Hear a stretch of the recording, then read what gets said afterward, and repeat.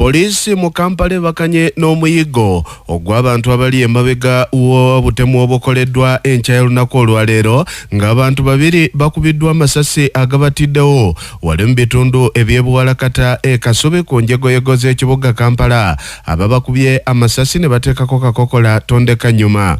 Abakubiddwa amasasi polisi emirambo gyabwe wetwogerera egijeyo era nga kiteeberezebwa nti bano babadde batambulira ku pikipiki badde wenyuka obuwewo naye ababakubye amasasi babadde mu motoka ekika kya drone.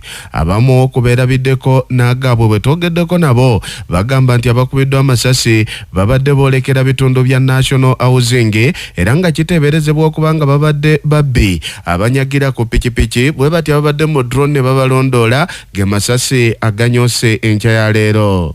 Ade babbi ababira ku boda drone zao ne bakubya amasasi ne bagwa drone ne yongera emirambo gisigadde awo ne polisi ndetse bazise bade abuka batoto myaka ngiti mwawo babadde banyakula amashimu g'abantu babadde babalondoola kati bakubako omwe bamupata mu mmoka bagire mu mmoka kana basomera kunda ne bamukuba amasasi ne bakubya olufere n'enjawulo awo waggulu awo kikulu kikakatale kekasubi awo babadde batambula nga badda ku National Housing.